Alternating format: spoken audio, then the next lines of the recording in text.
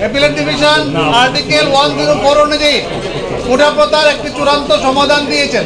সেই সমাধানটি হচ্ছে বর্তমান প্রেক্ষাপটকে বিবেচনা করে মুক্তিযোদ্ধাদের জন্য 5% থাকবে, সাধারণ কোটা থাকবে 93%, আর 7% কোটা থাকবে।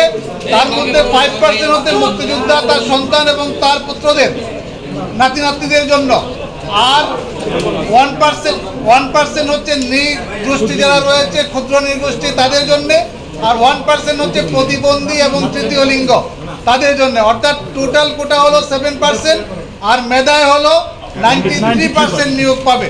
আন্দোলনরত শিক্ষার্থীরা যে দাবি করে আসছিল সর্বনিম্ন কোটা থাকতে হবে 5%, এর থেকে সর্বোচ্চ সংখ্যা তারা বলে নাই। অ্যাপিলেট ডিভিশন সার্বিক দিক বিবেচনা করে আন্ডার আর্টিকেল 104 সেটাকে 7% নির্ধারণ করে দিয়েছেন এবং সরকারকে বলেছেন 3 মাসের মধ্যে এই সংক্রান্ত গেজেট জারি করে অ্যাপিলেট ডিভিশনে দায়ের করার জন্য 3 মাসের মধ্যে গেজেট করার জন্য বলে দিয়েছেন। এবং ছাত্রছাত্রীদেরকে আহ্বান জানিয়েছেন তারা যেন ক্লাসে ফিরে যায়, শান্তিপূর্ণভাবে ক্লাসে ফিরে যায়। গার্জিয়ানদেরকে আহ্বান জানিয়েছেন তারা যেন তাদের সন্তানকে বুঝিয়ে ক্লাসে ফেরত যেতে বলে, এবং শিক্ষার্থী যারা রয়েছে তারা যেন আদালতের প্রতি সম্মান রেখে, তাদের এই আন্দোলন থেকে আদালতের আদেশের প্রতি সম্মান রেখে তারা তাদের আন্দোলন থেকে সরে যায় এবং আজকেই যেন ঘোষণা দেয় যে তারা আর এই আন্দোলনের সাথে নেই।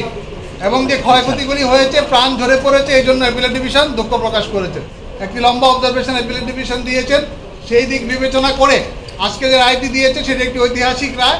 আমাদের যে কোটা প্রথার প্রচলন চলে আসছিল সেদিকে সংস্কারের একটি ধারা আমি বলবো রেখে অ্যাপিলেট ডিভিশন যে রায় দিয়েছেন, আমরা বলবো এই রায়টি যেন সবাই মেনে নেন এবং আন্দোলনরত শিক্ষার্থী যারা তারা যেন ঘরে ফিরে যান, তারা যেন শান্তিপূর্ণ পরিবেশ বজায় রাখেন। এই ঘোলা পানিতে মাছ শিকার করার যে প্রবণতা, তারা এই কোমলমতি শিক্ষার্থীদেরকে ভুল বুঝিয়ে তারা তাদের সরকার পতনের আন্দোলনের হাতিয়ার হিসেবে ব্যবহার করার যে অসৎ উদ্দেশ্য এবং অসৎ প্রবণতা, তার থেকে যেন তারা ফিরে যায় সে আহ্বান আমি তাদেরকে জানাবো।